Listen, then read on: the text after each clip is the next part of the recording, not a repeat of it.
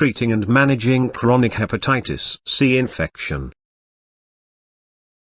Hepatitis C is a stealthy virus that mutates while hiding in liver cells and other organ cells like the spleen and gallbladder. The fact that the viral cells hide makes it very difficult for the body's immune system to eradicate it. Hepatitis C is a slowly progressing disease, sometimes taking many years until symptoms are noticeable. It is at this point that the virus has reached advanced chronic stage and becomes difficult to eradicate. Hepatitis C results in 8,000 to 10,000 deaths annually. Hepatitis C is also the leading cause of liver transplants in the US. Hepatitis C infection is caused by blood contact with someone who has the virus infection himself. The transmission of the virus can occur by illicit drug use with needles, sharing toothbrushes or razors with an infected person, by sexual means, by unsanitary tattooing, or by exposure to blood at your workplace, like a hospital or blood bank. Some HCV infection may have been caused by receiving blood from a transfusion prior to 1992. Hepatitis C is diagnosed via a blood test. Usually,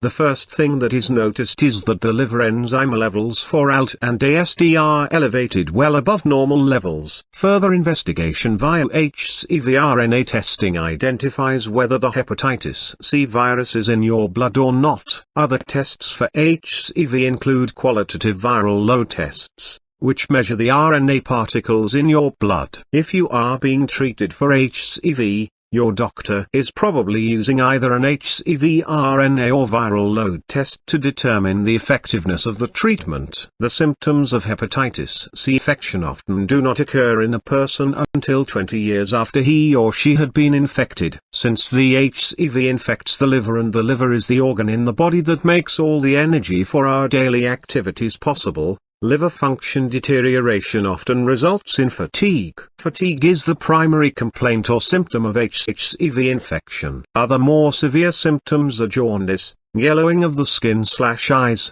bile retention, which can cause jaundice, portal vein hypertension, skin rashes and itching, and autoimmune problems resulting from your body's immune system attacking normal cells. Long-term HCV infection may result in fibrosis or even cirrhosis of the liver. Fibrosis results from unchecked liver inflammation. As the HCV infection progresses, the damage to the liver results in scarring or hardening of the liver cells. Fibrosis. Long-term fibrosis may lead to cirrhosis, which is when the scarring from fibrosis overtakes the normal liver cell structure, causing deformity and loss of function in the liver. About 15% to 20% of HCV patients end up with cirrhosis. A liver biopsy is currently the most accurate means of determining the amount of inflammation and fibrosis the liver has sustained. Hepatitis C progression in the body can take several years or even decades to come to chronic stage, or to a stage where severe liver damage is evident. This period of time allows a person to determine how to properly treat the disease and to decide on a course of disease management. Currently, the main treatment for HCV infection to eradicate the virus is combo alpha interferon and ribavirin. Sometimes a doctor may prescribe interferon alone. Interferon comes in standard form or in pegylated form. Standard form interferon is administered 3 times per week, while the pegylated form is administered only once per week. Your body makes its own interferon,